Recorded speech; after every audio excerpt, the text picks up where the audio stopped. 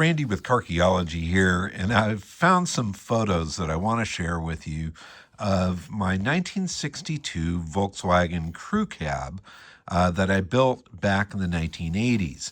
So I had bought this truck from a neighbor of mine, and it was kind of partially finished. Most of it had been painted except for the rear gates and deck lid and things like that, and it needed to be assembled. And I picked it up from my neighbor Mike and brought it back to my place and started putting it all together. And I got it done probably somewhere like 88, 87, 88, somewhere there. And then I started tricking it out a little bit more over time. Now, this was my daily driver back at this time once I had it running. So I was driving this thing to work and all over the place.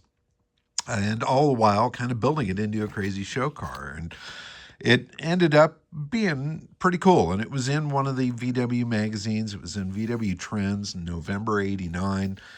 Pictures of it also appeared in other magazines and stuff at shows and things. But once I was done doing all the crazy custom stuff to it, my brother helped me make this canopy for the back. I made the hoops and the bows, and he did the canvas. I had a cool old surfboard that I hung in the back, and I was rolling in style. And then when it came down to the shows, I couldn't just show up and park because I'm just one of those guys that has to make a big deal out of everything, I guess.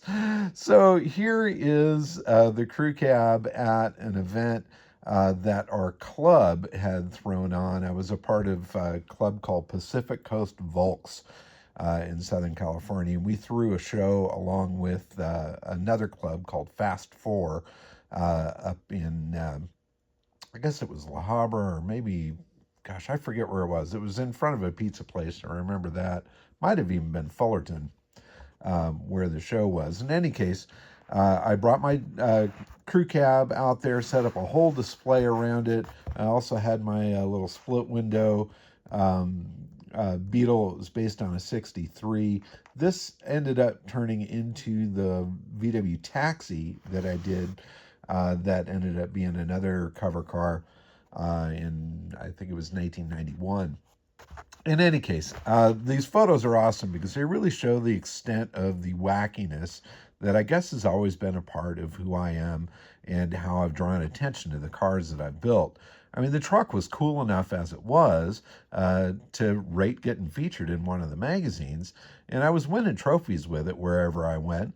But I just like putting on a show. So I got that kind of reed mat that I parked it on. I found this big palm tree thing at some thrift store somewhere, and I thought, oh, that'll be perfect. I set up a display with bongo drums and a little campsite, and for some reason, pink flamingos, like you would come across those when you're on safari. I made that sign that said on safari out of foam at the job I was working at. And I brought it all over the place to different shows. I'd haul the palm tree and all the junk around with it. This was at another show. This was up, I want to say up near Pomona somewhere, probably around 1990 or so, 89 maybe. I see some VW Classic plaques there of awards it won, as well as something from VW Jamboree by the looks of it. Always had the Safari windows open, and always had to do the driver's one open all the way and the passenger one about halfway.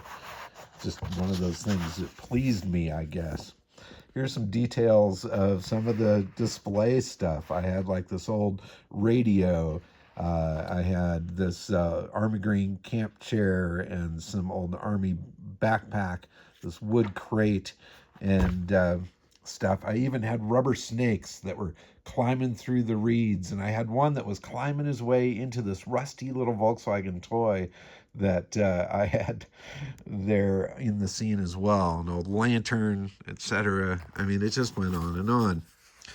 In the back, I had a hammock that I had this little tiger with a safari helmet on and a machine gun, as if he would need that.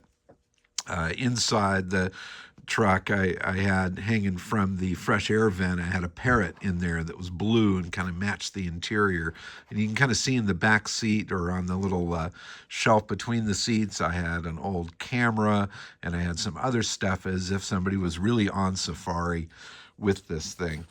Now, all of that was, of course, a play on words with the Safari windows, which were my favorite part of it, and I added some of those to it right away.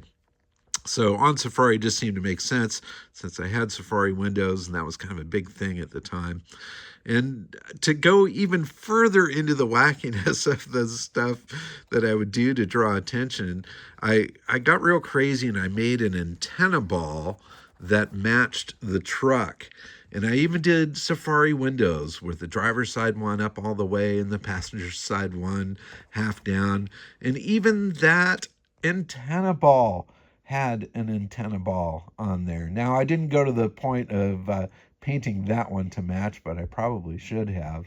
I even had a little blue canvas canopy strapped over the back of it so that it really looked like the truck. And it was pretty damn close, man. I mean, look at that. You've got the picture of the antenna ball, the picture of the truck with the Safari windows open. Unfortunately, I left this little bugger on the antenna when I drove away from the VW Classic, and I think about 1991. And as I'm driving along, Safari windows open, of course, I hear it come off. I hear this little up into the air, and I looked in my rearview mirror and I saw it bounce and get squished flat by the car back behind me, and it just absolutely it made me sad, even though I had an incredible time and I think I won an award at that event. But anyway, the antenna ball with Safari windows was no more. But I'm thankful I've got a photo of it, and I'm thankful I've got these pics of my first feature car, the 62 Crew Cab, back when I was displaying it in full array with all the props and all the crazy stuff. And it's so funny, as I look at this back when I was young and doing it that way, I mean, this ended up leading to a job working in props and set dressing up in Hollywood. I've always kind of set the scene wherever I'm at, trying to draw a little bit more attention to the cars that I've built. And it's always been fun because it's a crowd pleaser as well. I'll have to show you some of the other displays that I've done in the past. But this one is the one that I really put everything into back in the late 1980s.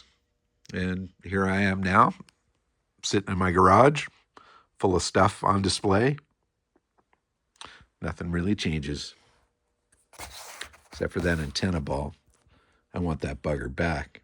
That was so fun. Thanks for watching, everybody. Keep on digging them up and driving them. Bye-bye. And a quick bonus for those that have stayed to the end of the video. This was another thing that I found in my photos. A friend of mine, Nick, had this 64 Volkswagen camper that had been hit really hard in the back end. And we ended up parting the thing out, and we carefully cut the nose of it off. And I took that home and turned it into a little showcase for a toy collection in my bedroom. And of course, I painted it blue and white to match my crew cab. And it was in my room for quite a while. And then when I was working for JCPenney's, this was back in around 1990, 1991, somewhere in there, I think. I was working in the display department, and so I was dressing mannequins and setting up sort of store displays and did a bunch of different stuff.